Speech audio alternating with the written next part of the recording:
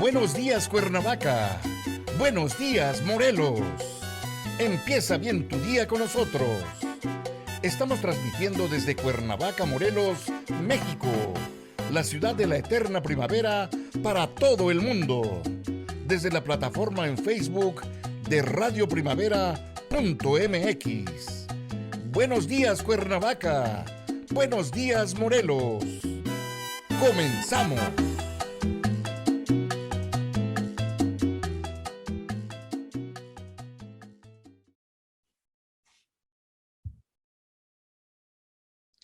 Muy buenos días, estamos nuevamente en este ciclo que hemos desarrollado a lo largo de este año sobre fortificaciones.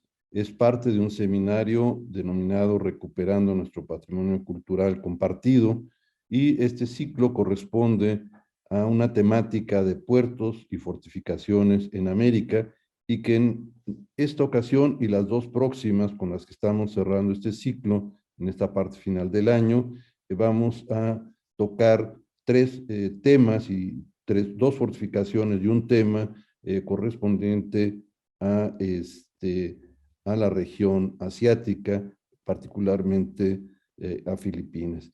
El tema del día de hoy son fortificaciones y asentamiento de Cebú, una de las islas de este enorme archipiélago de más de 7,000 islas que tiene Filipinas, y forma parte de este programa de Radio Primavera Cuernavaca, Morelos, hoy día miércoles 1 de diciembre de 2021.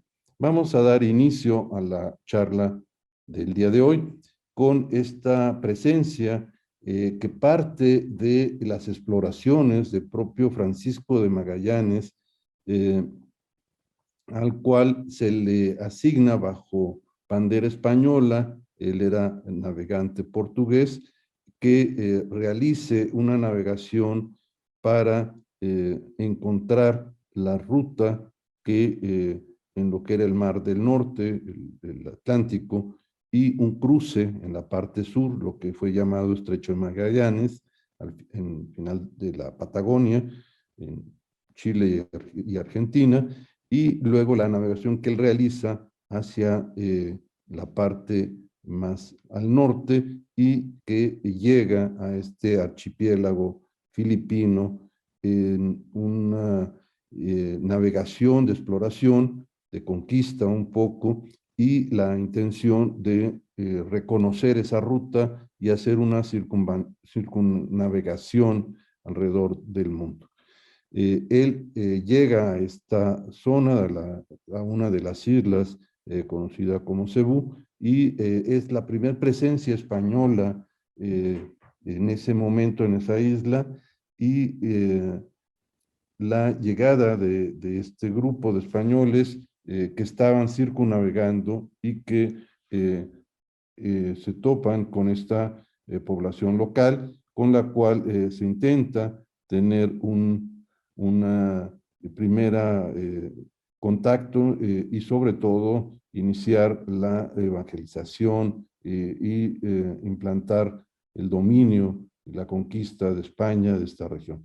Dos hechos importantes son el contacto de Magallanes y su grupo de navegantes, y la implantación, el izamiento de una primera cruz, conocida actualmente como la Cruz de Magallanes, que se levanta en este punto junto con una primer misa que se realiza en la costa. Posteriormente se entrega una escultura de un niño Jesús, llamado en Filipinas el Santo Niño, y va a ser una figura de madera del siglo XVI entregada por Magallanes a la esposa del cacique del lugar, y que van a retomar como un intercambio de regalos, de objetos, pero también como una veneración en el lugar, que posteriormente va a continuar ya en el asentamiento virreinal y hasta la fecha como una devoción importante en Filipinas. Aquí se ven en estas ilustraciones cómo se hace una procesión para hacer la entrega de esta imagen en escultura de madera. Es una pequeña escultura tallada en una madera oscura y que es entregada a la esposa del cacique del lugar. Durante esta se lleva a cabo también en este momento una confrontación con otro cacique cercano a este sitio, en la que se enfrenta Magallanes hacia el 27 de abril de 1521 en una isla contigua o parte de la misma llamada Mactán, en Filipinas, y que tiene el deceso. Magallanes muere en esa batalla en una confrontación contra alrededor de 1500 aldeanos del lugar, guerreros, que enfrentan a los españoles en este lugar con un grupo de unos 50. Magallanes intenta retirarse y es muerto en la batalla, pero algunos de sus navegantes y soldados logran recuperarse y Juan Sebastián Elcano, el marino, continúa el viaje de circunvalación y el retorno a España, en la primera circunvalación al mundo que se realiza en el siglo XVI hacia 1521. Aquí, en esta otra escena de algunas ilustraciones que en los museos locales de Cebú se tienen, se ve cómo este grupo de españoles, ante la confrontación con este grupo aldeano de pescadores, incendian la ciudad, la villa de pescadores, arquitectura en madera y palma, y esa escena da testimonio a esa primera confrontación que se tiene con ellos. Aquí hay una imagen que en el Museo de Sitio, del Museo de la Fortificación de San Pedro, en Cebú, se tiene de Magallanes, junto con la del cacique indígena con el cual se enfrenta, que es llamado Lapu Lapu en Mactán, y hace la derrota a Magallanes, y en Manila hay varias esculturas de este primer personaje local que hace una defensa a los conquistadores y a la presencia española. Nos movemos hacia 1565. Miguel López de Legazpi es, junto con Fray Andrés de Urdaneta, el agustino, realizan el viaje saliendo de Barra de Navidad en 1565 y llegan a esta isla de Cebú en esa fecha, en unos meses, y Legazpi se encarga de hacer la primer fundación en este sitio de una villa llamada San Miguel, y Urdaneta es encargado por el propio Legazpi de buscar la ruta y el tornaviaje para encontrar la manera de poder regresar a los puntos de embarque desde las costas mexicanas, y Urdaneta realiza ese viaje de manera inmediata y encuentra la manera de regresar, llamado tornaviaje, la manera de regresar después de varios meses de navegación en ese viaje que va a ser la ruta del galeón de Manila. En este mapa antiguo de la isla llamada en esta imagen Subú, corresponde a Cebú, en el archipiélago de las Filipinas. Se ve en la parte de abajo, con esta grafía de doble Z y Subú, cómo se ve el emplazamiento de la villa, una cruz, y lo que está en oscuro, que serían las distintas islas que están en el sitio. En la parte de arriba, a Cebú, se ve la isla de Matán, que es en donde se lleva a cabo la batalla de Lapu Lapu con Magallanes, y en la que él pierde la vida. En esta otra ilustración se pueden ver ya estos galeones de gran formato que mantuvieron la navegación desde costas mexicanas, particularmente de Acapulco, que era el punto donde van a salir ya la ruta del galeón, y como hay una especie de puerto de arribo muy efímero con esta arquitectura en madera, y se pueden ver los dos tipos de embarcaciones, las de gran formato, de galeones armados con artillería y capacidad de carga, y se pueden ver pequeñas embarcaciones filipinas con el formato de velamen muy característico de las embarcaciones de esta región. Este plan del fuerte de Cebú del siglo XVI es muy interesante. En la parte de abajo vemos la fortificación de San Pedro, que es la primera fortificación española en la región de Asia y en las Filipinas, de la que se tiene referencia, y en ella podemos ver el espacio de la plaza de armas en la parte central con la letra de A, el cuerpo de la guardia bajo la puerta de entrada, la puerta de tierra que da a este glacis o esplanada, la vivienda del teniente con la letra C, los almacenes con la letra E, y un pozo que está en el interior. Están también otros espacios interiores de la fortificación y el cuartel y casa real administrativa, ya en lo que es la traza de la villa. Vamos a tener también la iglesia y colegio de la compañía, muy bien ubicado en esta otra sección de esta retícula de la traza de la Villa de San Miguel, como fue llamado originalmente, la iglesia de San Juan Bautista del Parián, en esta parte extra muros, pero realmente es un canal el que separa como una defensa hacia la parte de tierra. La casa episcopal la podemos ver aquí en la parte central de la población, la catedral contigua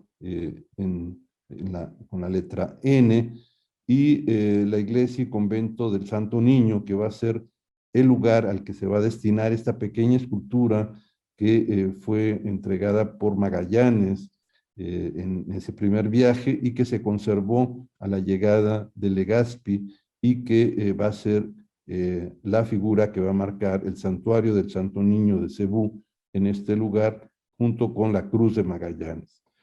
En la parte externa podemos observar cómo hay una zona de pantano que sirve como defensa y protección al poblado en la parte externa a la traza urbana, y como el Parián o lugar de mercado que aparece aquí con las letras K, esta zona y esta explanada, que es denominado Parián de los Sangleyes.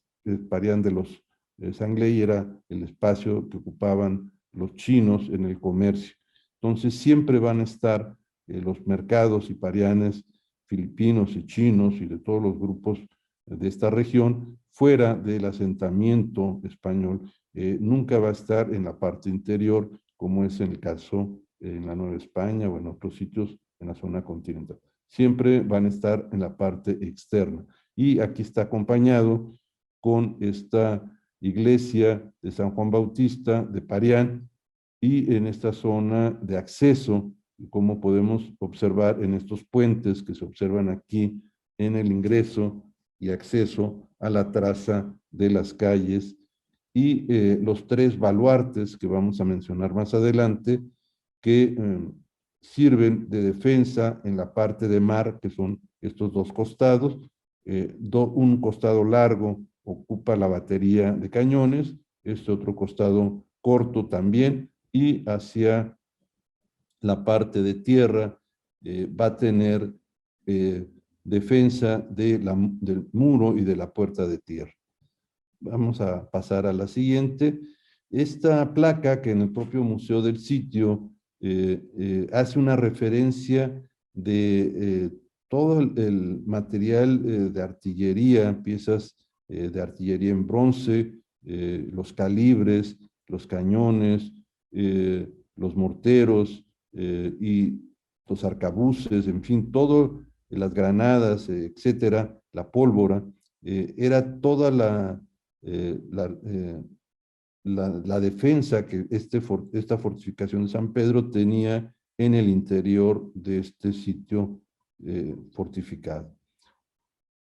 Excavaciones arqueológicas en el lugar han encontrado datación de 1000 años antes de Cristo y hacia el siglo XIX, finales del XIX-XX, esta fortificación española pasa a ser ocupada por barracas, por la ocupación americana en distintos momentos y posteriormente convertido en un gran jardín hacia 1957, como lo vamos a observar en algunas de las imágenes.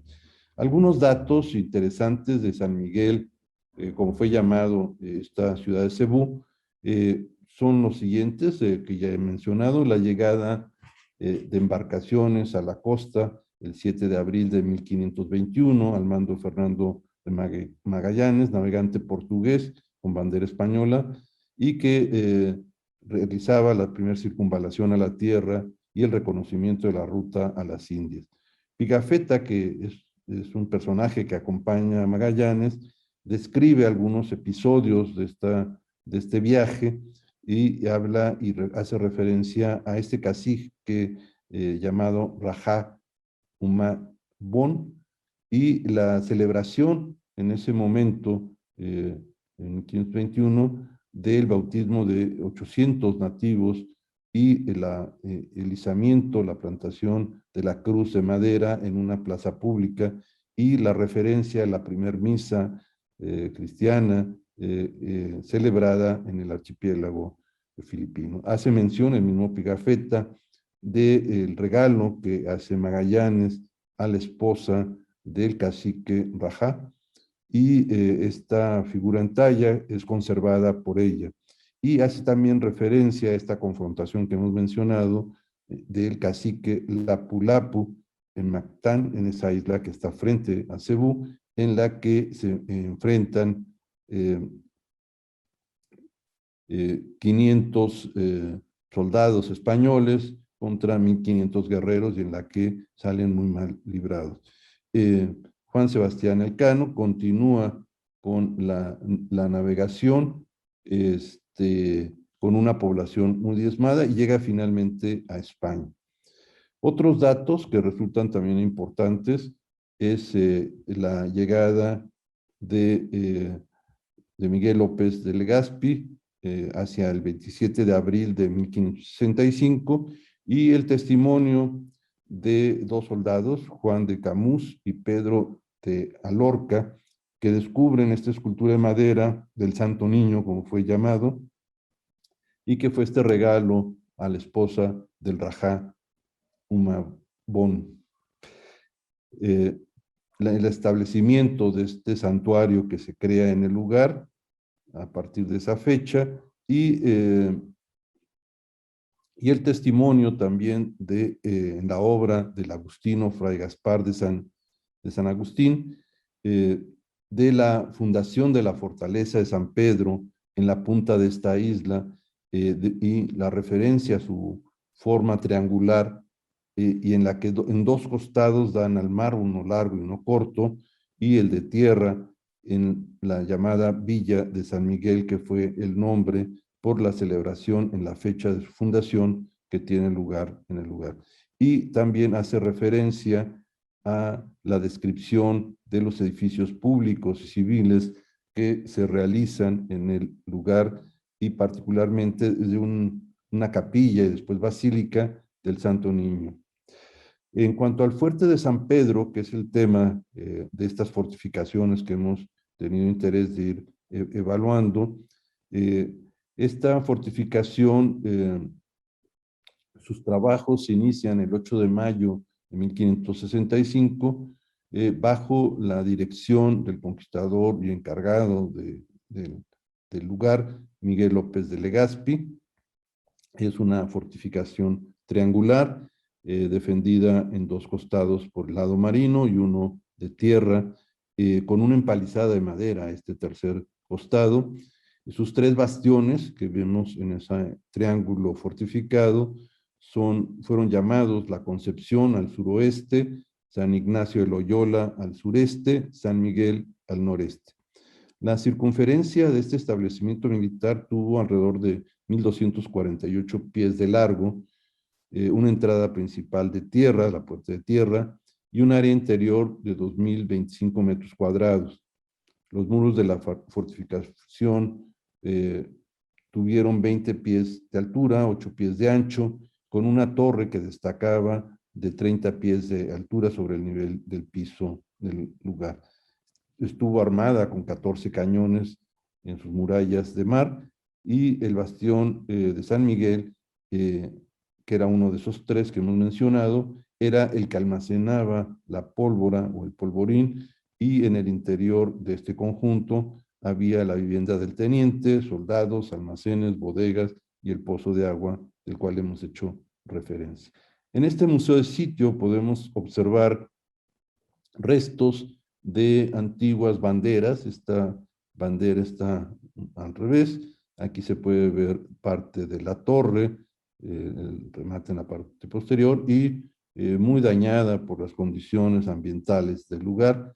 Podemos ver este otro traje con estos diseños en la parte interior, y podemos ver algunas ilustraciones que el museo tiene recreando esa primera empalizada y fortificación muy temprana que se hace con madera del lugar, que posteriormente es sustituida por cal y canto, piedra de coral, piedra marina, pero aquí podemos ver cómo está en la inmediación, en la punta de la isla, con la parte de las mareas que prácticamente llegaban a los muros de la fortificación, y debió haber sido una fortificación muy rápida por su edificación, su construcción y el uso de estos materiales. Aquí vemos algunas otras fotografías posteriores, ya en la ocupación norteamericana, cómo se establece un sistema de barracas y de almacenes militares durante la ocupación norteamericana a la isla de Cebú.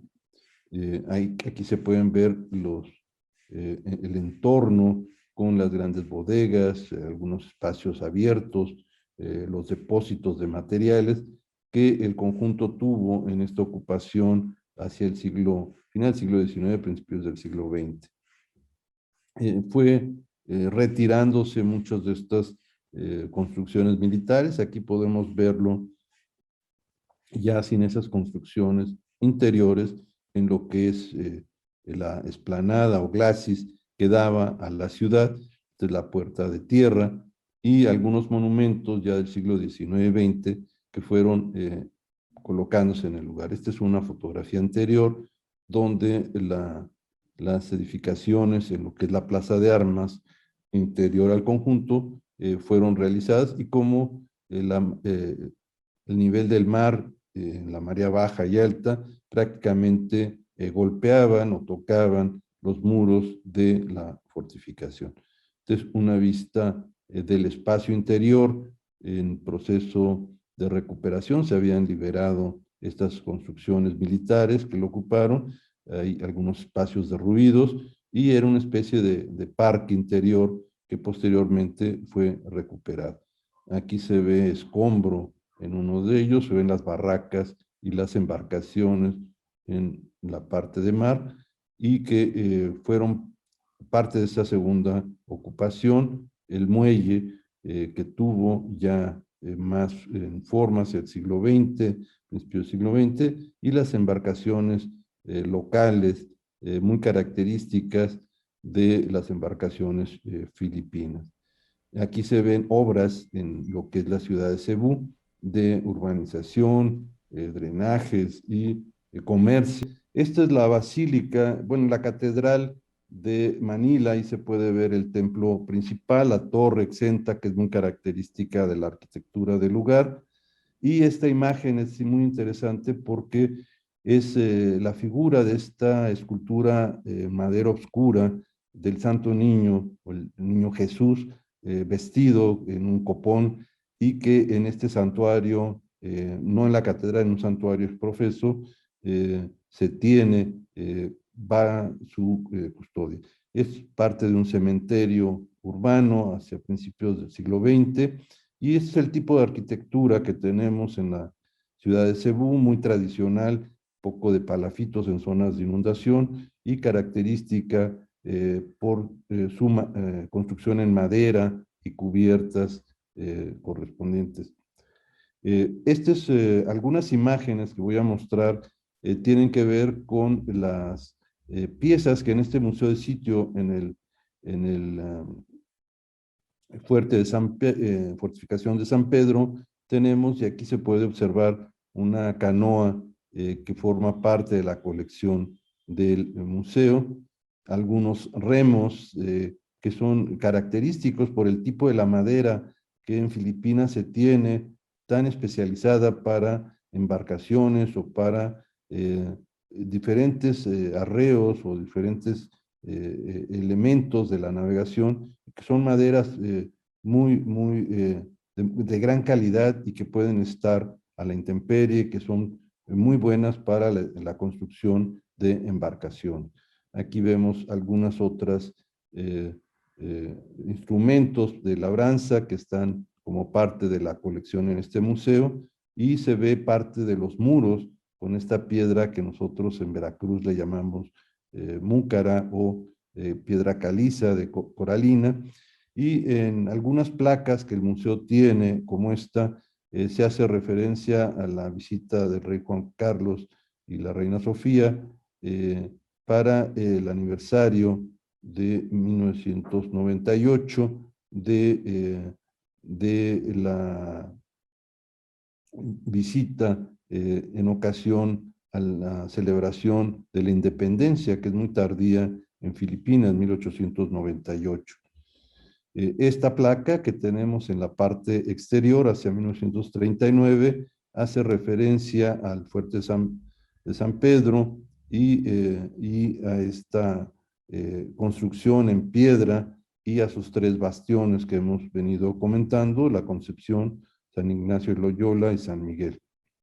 Y esta es la entrada principal del fuerte San Pedro desde esta explanada o glacis que tuvo hacia lo que era la villa de la ciudad, y en la que podemos ver la dimensión de estas murallas hechas en piedra careada, la puerta principal con un escudo y un frontón, una espadaña al frente para las campanas que tuvo el conjunto, y la población de Filipinas, que siempre, sobre todo los niños, los encuentra uno en estos sitios de monumentos, parques, y aquí están todos ellos en este explanado parque frente a la fortificación de San Pedro. Aquí vemos un detalle más de este acercamiento con la edificación principal de la Casa del Teniente en la parte posterior. Aquí podemos ver en las tres esquinas cómo están estos garitones también en piedra, que son parte de esa arquitectura militar. Aquí se ve el baluarte, cómo queda perfectamente enmarcado y sobresale del muro, del paramento del muro, la inclinación, las almenas de la fortificación y la parte astillada que tenía en la parte superior. Algunas esculturas, seguramente de Legazpi, en la referencia a la fundación del lugar, y la entrada al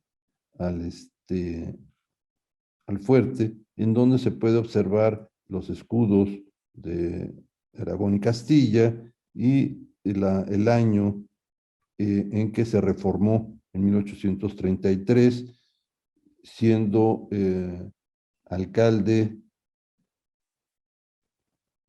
real don Manuel Romero, Fuerza de San Pedro, 1565 años de su fundación. Vean cómo se ha conservado esa talla en piedra y la restauración que se ha hecho del lugar ha sido bastante buena. Aquí se pueden observar los muros inclinados de la parte que da a la explanada, el bastión como sobresale y el flanco queda protegido por estos cañones laterales. Aquí se puede ver nuevamente el frontón que remata la portada de acceso al conjunto y la vegetación en el sitio de flores muy características de la flora y de los árboles de Filipinas y que podemos encontrar en el entorno al conjunto, tanto con árboles como flores que se han colocado en este sitio. Esta es la parte exterior y algunos cañones rescatados seguramente del lecho marino por el daño que ha tenido por las sales esta estructura de hierro y cómo ha sido colocado como parte de la museografía exterior. Esta es la edificación de 2 niveles. Por la parte de abajo el arco central es por el que se ingresa a la plaza de armas y esta era la casa del teniente y las barracas de los soldados y algunos otros usos que tenía la construcción militar. Podemos ver cómo la planta importante siempre es en segundo nivel y la parte baja son por la humedad y otras condiciones, eran los lugares de almacenamiento o eran las barracas de la tropa. Aquí se pueden observar algunos sistemas de la arquitectura, las molduras, cornisas y contrafuertes y la talla en piedra del conjunto. Algunos cañones que han sido colocados sobre estas bases de mampostería y concreto que originalmente tuvieron estructuras de madera y aquí se pueden ver todos estos cañones, algunos de la época y otros incorporados al lugar que forman parte del conjunto. Estos son los andadores hacia la parte de la puerta de tierra. Aquí se ve el segundo piso de la casa del teniente, la espadaña para un campanario y aquí se ve uno de los baluartes como sobresale en el muro y el otro baluarte en la otra esquina y estos permitían proteger los flancos de la edificación militar. Este es el tipo de piedra coralina, vean ustedes cómo está totalmente hueca, perforada, y aquí se ve la estructura de coral. Esta piedra era recortada y utilizada junto con morteros de cal como elementos sillares para la edificación de los muros de esta construcción. Este es un camino de ronda a lo largo de la muralla entre un bastión y otro. Aquí se ve otro torreón rematando una de las esquinas de este triángulo. Los cañones que tenemos en el lugar. Aquí con escala de estas jovencitas se puede ver los huecos que las espadañas para alojar campanas tenía en 2 niveles. Este era para campanas en la parte baja y campanas en la parte. Recordemos, las campanas en edificaciones militares tenían funciones diferentes a las de funciones de campanas en edificios religiosos.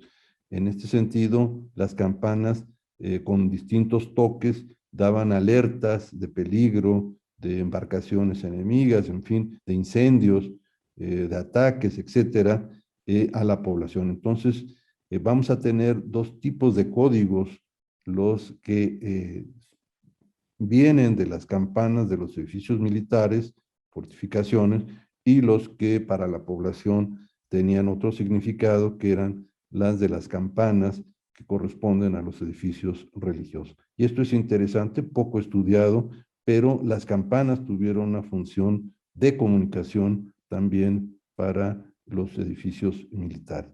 Aquí se ven trabajos de restauración que se realizaron en donde se restituyeron cornisas y elementos de protección con ladrillo de las molduras de este conjunto.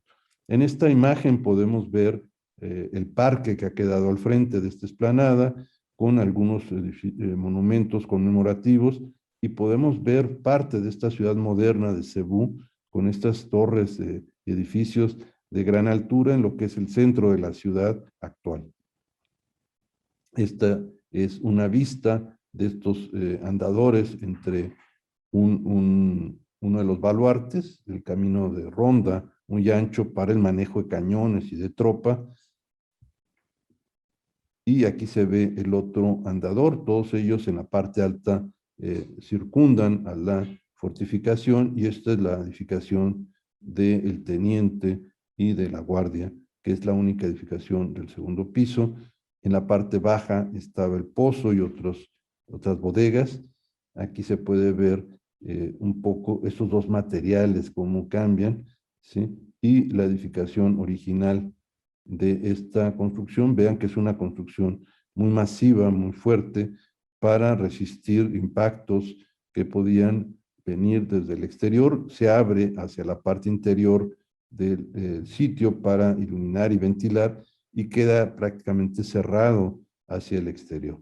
Y este es el garitón, se ve solamente el acceso y la protección, otro más de los cañones, y esta explanada hacia el frente de lo que ahora es un parque, y que era un espacio que siempre se dejaba libre de vegetación y que permitía hacer la defensa de un lugar despejado de los fuertes, llamado glacis. Aquí se ven las familias visitando sus monumentos y sus conjuntos en lo que es el camino de ronda. Vean el parapeto, cómo da una protección en esta parte del muro, los tipos de escalinatas que comunicaban a los andadores. Otros sistemas son a base de rampas, y la vegetación que actualmente se ha colocado en el sitio. Estos son los distintos niveles. Este es en la parte alta de la casa del teniente, desde el cual y desde esta otra torre que hemos mencionado, se podía divisar hacia el mar cualquier embarcación o paso de naves que podían ser un peligro para la ciudad. Son algunos monumentos, algunos conmemorativos en el perímetro que el fuerte ha conservado en su entorno, jardines y edificaciones más recientes cercanas al mismo.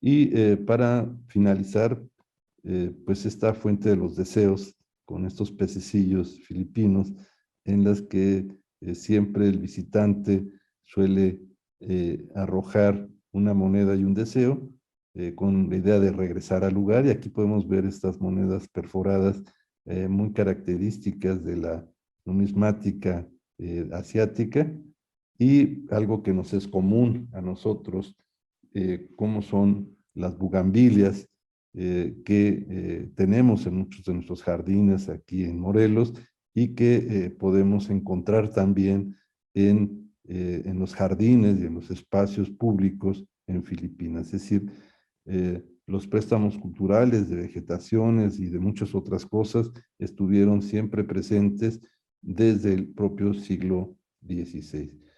Muchas gracias. Maraming Salamat Po, que en tagalo, que es la lengua franca que se habla en Filipinas, equivale a muchas gracias.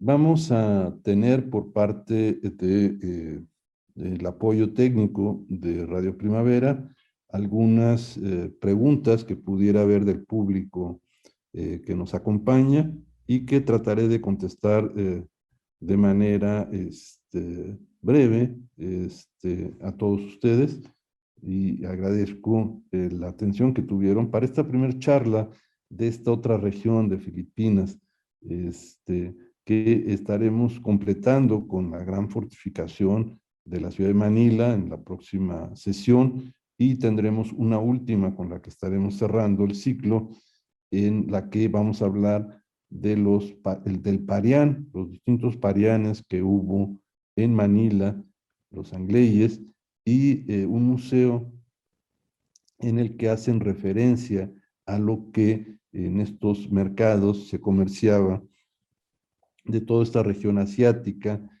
cómo eran los productos, cómo se vivía el interior del mercado, y que en dioramas que han hecho en este museo nos han permitido reconstruir esa actividad comercial tan importante, tan rica, que en Filipinas se tenía como ciudad de frontera con Asia, y que este comercio filipino llegaba a través de estas naves mercantes o galeones al puerto de Acapulco, y a partir de ahí se distribuía en distintos parianes. Conservamos el mismo nombre tagalo de parianes, una palabra tagala, con la cual se enviaban los productos a mercados que llamamos tianguis, que eran donde se vendían estos productos ultramarinos, principalmente de Asia.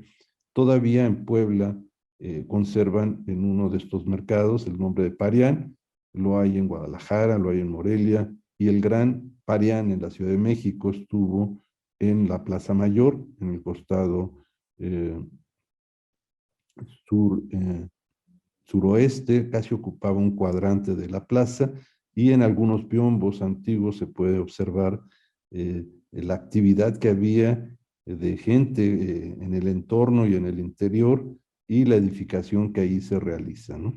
Entonces, vamos a ver si hay algunas preguntas. Tengo aquí algunas en la lista. Tengo una pregunta de Ana Juárez, muy interesante el tema. Me acabo de encontrar el programa y me gustó. Aquí cabe la pregunta: ¿quién conquistó a quién? Si es cierto, tomando en cuenta el intercambio cultural y social. Yo creo que es una conquista mutua, es decir, quizás esta conquista militar y espiritual que se realiza por estos primeros eh, conquistadores navegantes, como fue el caso de Magallanes, que cambió su navegación y exploración por conquista, y no iba preparado para eso, y de ahí fallece. Y la relación cultural que hemos tenido y que desconocemos muchas veces de este mundo asiático, del cual tenemos una fuerte raíz cultural en México, y que ellos tienen también, de esa relación por más de 250 años que se estableció entre ese comercio del Galeón de Manila de 1565 y que concluyó en 1815 con la independencia y la ruptura de ese monopolio. Pero estos 250 años fueron muy importantes en muchos intercambios culturales, y esa raíz asiática para México es muy importante. Juan José Camacho comenta: si pudiera hacer una lista, ¿cuáles serían los 5 principales cosas que compartimos con Filipinas? Pues son muchas, es decir, en la gastronomía, todas las especias, el arroz, etcétera, pimienta, todo esto que llegó de allá. En la costa de México, pues las palmeras, que son también traídas por ellos, los mangos de Manila, el llamado papel de China, es decir, las porcelanas que tenemos, los trajes, el marfil. Hay tantas cosas, los mismos, algunas palabras en tagalo, en nuestro idioma, como son el propio Parián y otras más, y muchas que ellos comparten también de nosotros. Marisol Cabrera: ¿cuál fue la importancia de Filipinas en el desarrollo del Imperio Español? Fue una ciudad en el límite del Tratado de Tordesillas, en el cual se repartieron el mundo entre el reinado de español y el de Portugal, y en el que la frontera asiática justo quedó en este archipiélago, que era un archipiélago de frontera, es decir, esta frontera que a España le interesaba mantener por el comercio con China y todos estos países asiáticos, y que era controlada en la otra parte del mundo por los portugueses. Entonces, esta frontera de mar fue muy importante, pero no funcionaba mientras no se pudiera encontrar la manera de ir y de regresar. Es decir, el tornaviaje fue fundamental para establecer esa globalización entre estos dos mundos. Araceli Villanueva, ¿por qué no se ha conocido, no se ha reconocido más a Magallanes, su papel como navegante e iniciador de rutas comerciales? Probablemente por ser portugués y bajo bandera española, los portugueses no le hacen mucha gracia que haya ayudado al desarrollo del Imperio Español, por un lado, y por otro lado, pues su muerte, descubrimiento de ese paso tan importante, es decir, no se conocía ese paso por Patagonia, lo que es el Estrecho de Magallanes, y la intención de encontrar esa ruta que se le había encargado de poder encontrar la ruta de las Indias. Entonces encuentra esa ruta en la parte sur, y en esa circunvalación que le pretendía realizar, pues muere en esta región de Filipinas, en Mactán, y él ya no continúa con ese viaje que iba a ser la primera circunvalación. Sebastián Elcano es el que continúa con la ruta y llega ya con un grupo de marinos muy diezmados y completan la primera vuelta al mundo navegando. Violeta Ortiz, ¿quedan restos o vestigios del Parián en México? ¿Cómo podemos ubicarlo actualmente? Todo ese cuadrante que mencioné en la Plaza Mayor, en algunos biombos y pinturas, voy a mostrar algunas en la última sesión, podemos ver cómo era. Había los estanquillos o los cajones de productos más rústicos que eran locales, y luego el gran comercio de 2 pisos cerrado, en donde en su interior se vendían sedas, porcelanas, especias, etcétera, que era el sitio del Parián. Y voy a mostrar los de Filipinas, pero voy a incluir alguna imagen del Parián de México, que era su contraparte. Jorge Luis pregunta, México como región, pues no existía como país, perdió o ganó con el intercambio cultural y económico. Yo creo que siempre se ha ganado. Yo creo que quizás lo que hemos perdido es el olvido de nuestra historia. Yo pienso que esa relación con Asia, que además la administración de las Filipinas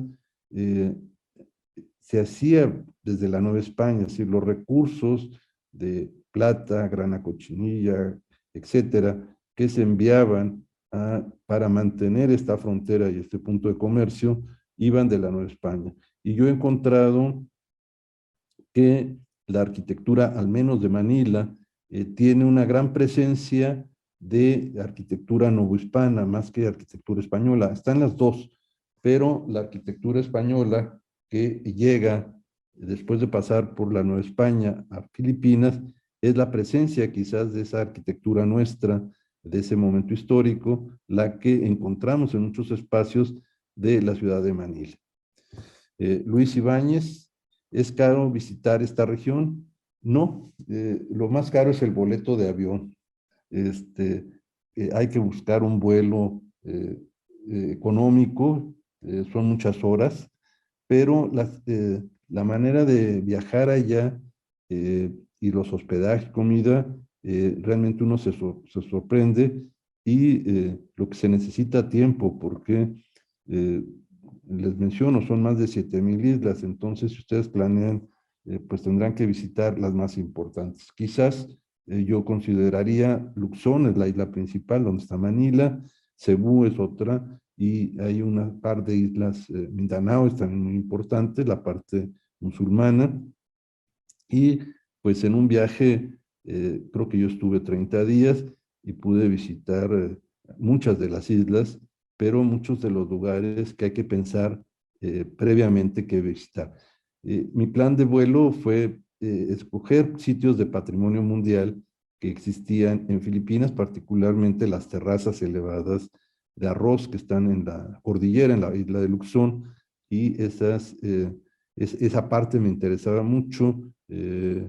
Baguio es otra ciudad muy importante, declarada, su arquitectura barroca y en dónde está distribuida. Entonces, eh, pueden ser muchos los motivos, pero si uno escoge visitar estos sitios que han sido reconocidos como patrimonio natural o cultural, pues puede uno armar un buen viaje al que hay que regresar varias veces. Es decir, es una región poco visitada, poco conocida por nosotros y que vale la pena. Tomás Pineda, muy interesante plática. Sugiero que lo complementen con la parte gastronómica, que sería muy ilustrador. Voy a tomar esta sugerencia para la sesión última, la del Parián, y voy a mostrar algunas cosas que hay allá, como comidas, mercados, frutas, como parte de los productos asiáticos que se tienen en los mercados. Elia Puga, tengo que salir, pero nos dice que estuvo viendo el video y que se tuvo que retirar. Y creo que hasta aquí tenemos las preguntas que nos han hecho. Vamos a dar por concluida la sesión del día de hoy. Tuvimos un problema con el sonido que pudimos recuperar, algo estuve moviendo en la transmisión. Trataré de mover menos el monitor y los espero al auditorio de la próxima sesión, próximo miércoles de 12 a 1, en la que estaremos hablando de Manila, una ciudad extraordinaria, con una de las fortificaciones más impresionantes que existen en el archipiélago filipino, y trataré de hablar un poco también de la ciudad de Manila, y dejaré para la última sesión algunas de las sugerencias que el público me ha hecho en el tema de los intercambios culturales, de la gastronomía y de lo que de aquí fue y de lo que de allá vino. Es decir, creo que la memoria histórica con este ciclo y particularmente con esta relación hacia Filipinas puede ser muy importante. Pues muchas gracias por habernos acompañado el día de hoy. Doy las gracias a nombre del director Arturo y del personal técnico Francisco. A todos ellos mi agradecimiento por hacer posible esta transmisión, y los esperamos aquí nuevamente la próxima semana. Muchas gracias. Ya nos vamos, pero recuerda, estás en radioprimavera.mx. Buenos días, Cuernavaca. Buenos días, Morelos.